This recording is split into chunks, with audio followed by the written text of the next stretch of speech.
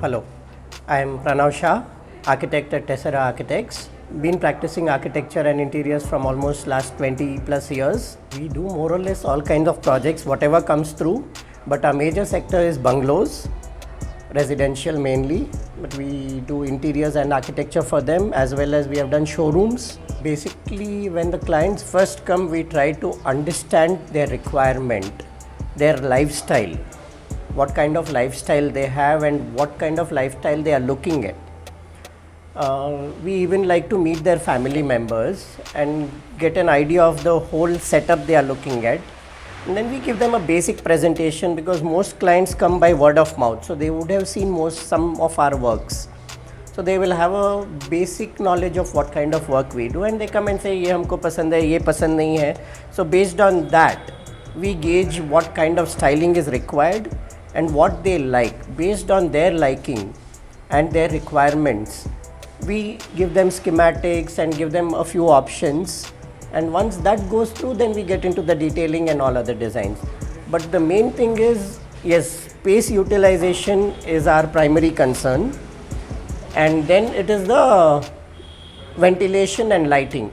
We try and getting as much natural ventilation and lighting as possible into any space.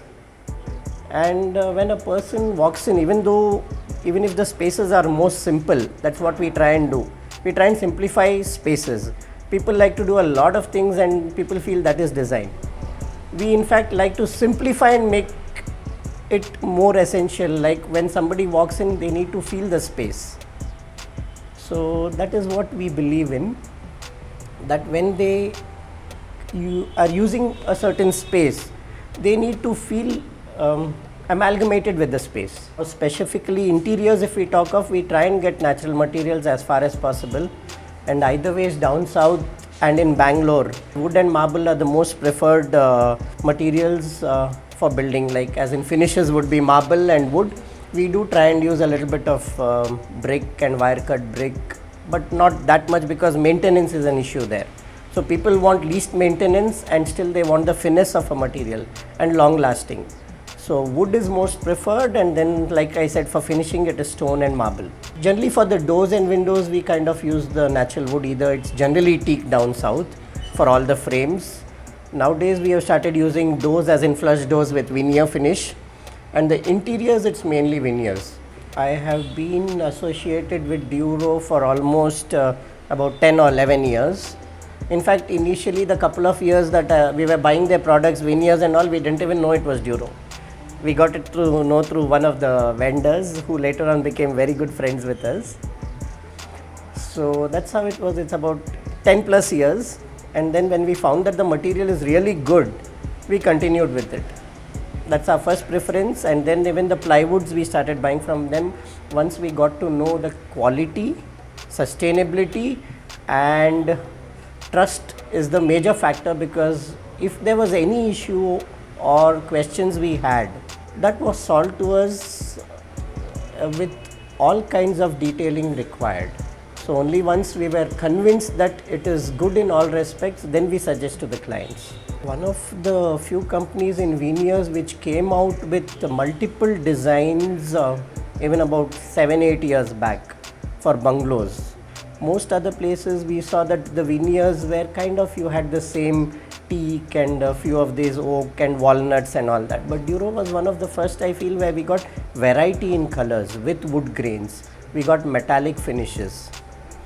So that was a thing we used a lot of veneers in premium bungalows of ours for Duro. And just one small anecdote, the quality we really realized that the quality was really good compared to any other veneers. We had this about 6-7 years back, one 4-bedroom luxury flat where we used this particular veneer, and after a month it started flaking. This happened about 3 times every 3 months. So the first thing what we do is we blame the polish guy or the thing not done well. The vendor also sent their person and they said no. Then we took out one drawer and gave it to them. He got it done from his person. Again after 2 months the flaking started happening and the veneer started cracking. So after a lot of R&D from the company side, they said it was one of the oaks, basically 1 in a million. I still have the Google print of that. where 1 in a million oak reacts with melamine polish and this flakiness happened. So then we again re-rubbed that whole wardrobe, removed the thing what was done and repolished it with water-based polish, and it came almost 90% to its original finish. So we had scraped it out 3 times and redone it. I don't think any other company's veneer would have sustained it to get to that level. So after that, our trust in Duro, that is our first choice of material.